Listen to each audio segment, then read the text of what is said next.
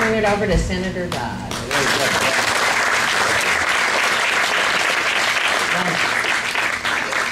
Well, you can see how fortunate we are to have Karen Mills and Kathleen Sebelius leading efforts from the administration on these issues. And Rose's very articulate description of the events as the facts as they are at this very moment.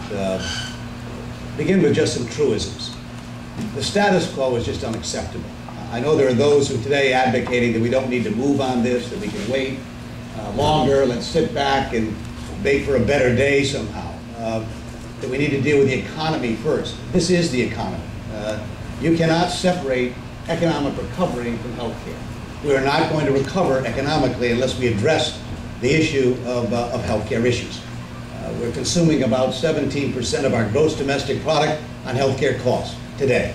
And every estimate is that if we do nothing, which some are advocating apparently, that number will jump to around 30 or 35% very, very quickly. Let me translate that for you. That means that the average family in this country could be spending as much as 50% of their gross income on healthcare premiums, if they can afford them at all. So the notion somehow that we can wait for another day is totally unacceptable and unsustainable. In fact, I'd argue we've been waiting 70 years to get something done on national healthcare reform, and the next 12 weeks are going to be critical. And why forums like this are so valuable, not only in our state but across the country. And I know the Secretary and the Administrator intend spending the month of August traveling across the country, engaging in forums like this to educate people about the importance of what we're trying to get done.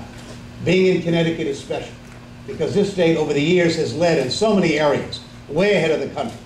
And I want to commend our state leaders and others who have been involved, along with others on the outside, from the real estate sector as well as the small business sector, for fighting through to get Connecticut once again leading the nation when it comes to healthcare reform issues. So congratulations to all of you for the work you've done, and particularly you as well.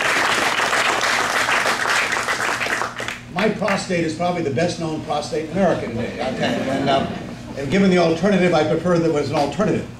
But I'm maybe not a bad example right now. I have a very good healthcare plan. I'm a member of Congress, and members of Congress get good healthcare. I didn't wake up the morning of June 19th when I found out I had prostate cancer and worry about whether or not I have a health care plan or whether or not I get good access to good care. I want every American to wake up with that same sense of security that a member of Congress does when it comes to health care in our country. And we ought to be able to do that. We ought to be able to see to it that we've got accessible, affordable, quality health care. This is the United States of America. And we ought to be able to provide that for people. And particularly in our small business sector. 70 to 75% of employers in this country employ fewer than 25 people. It is the major source of economic strength of our nation. It is the major source of employment in our country. And as you've heard Rosa and Karen and Kathleen talk about this issue, we need to make sure that small business is going to have access to affordable, quality health care. And that is a major, major focus of our attention as part of these legislative efforts. To see to it there'll be options out there, including a public option, so you don't have to shop to one place in order to get good health care.